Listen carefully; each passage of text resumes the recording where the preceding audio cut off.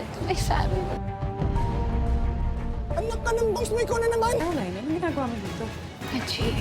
Nang nasa kwarto na si Caroline ay agad siyang nag-search sa background ni Jaime kung saan nalaman niyang graduate siya ng marketing management at nalaman niyang ang trabaho niya ay isang international IT firm na mas lalong napagtanto ng dalaga na malaki ang posibilidad na magkasabwat sila ni Edward.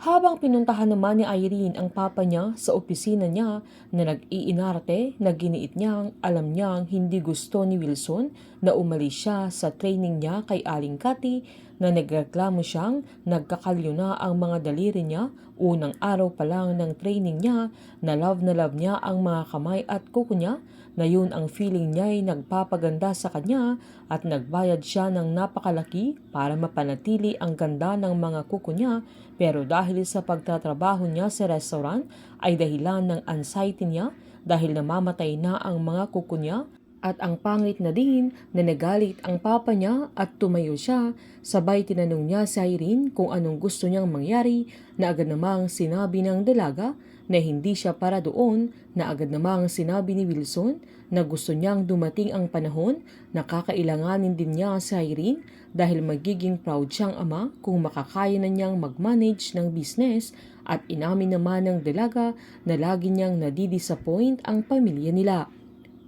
Nanindigan naman si Wilson na kung ayaw na niya talagang bumalik kay Aling Cathy ay siya ang pumili doon na may consequences ang pinili niya na kailangan niyang harapin kaya wala nang nagawa sa Irene dahil alam niyang gagawin ng papa niya kung anong sinabi niya.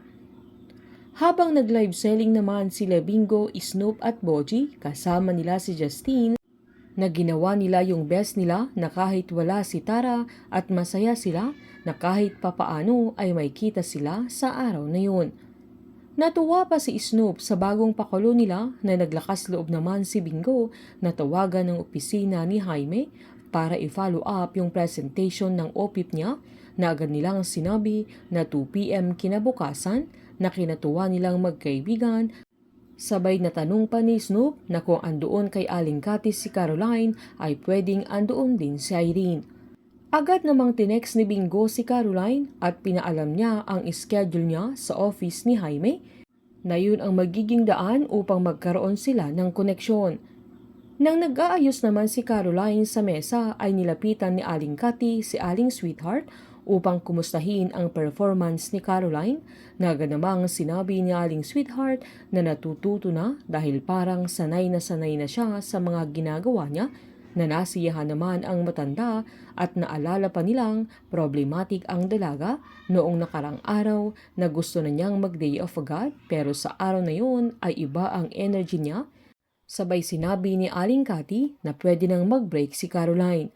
Natuwa naman ang dalaga nang sabihan siyang mag-break muna at agad siyang pumunta sa likod ng restaurant at dahil nabasa niya ang text ni Bingo ay agad niyang tinawagan ang binata na masaya siya at nasabi pa niyang date nila kaya pinaulit ni Bingo na pinaliwanag naman ni Caroline na naayos na ang schedule nila dahil saktong day off niya kinabukasan at pagbalik naman niya sa trabaho niya ay nilapitan siya ni Aling Cathy at sinabing kung hindi sinasabay ang problema sa trabaho ay mas nasusolusyonan dahil lahat ng bagay ay may tamang oras kaya masaya ang matanda na masaya si Caroline sa sandaling yan.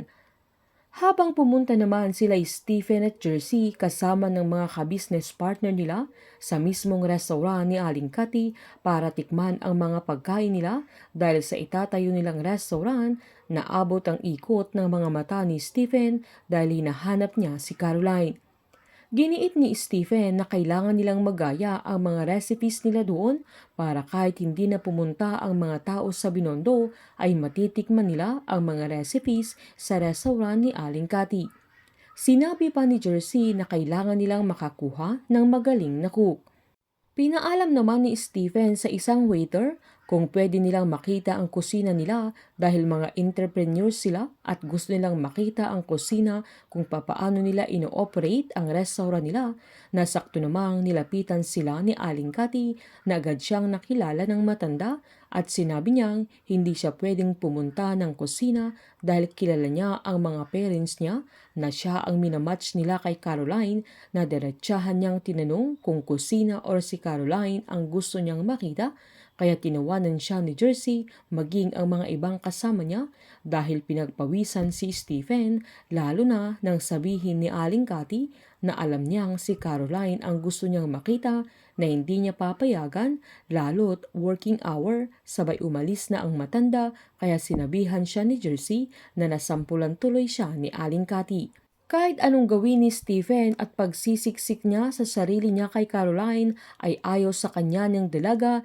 na kaibigan lang talaga ang turing niya sa kanya at ano kaya ang mararamdaman ni Stephen pag si Bingo na ang nagustuhan ni Caroline. Painit ng painit ang mga tagpo, sabay-sabay po nating subaybayan ang advance episode ng Can't Buy Me Love dito po sa aking channel. Patuloy lamang pong manood at mag-subscribe para ma-update po kayo sa mga susunod na episode. Marami pong salamat.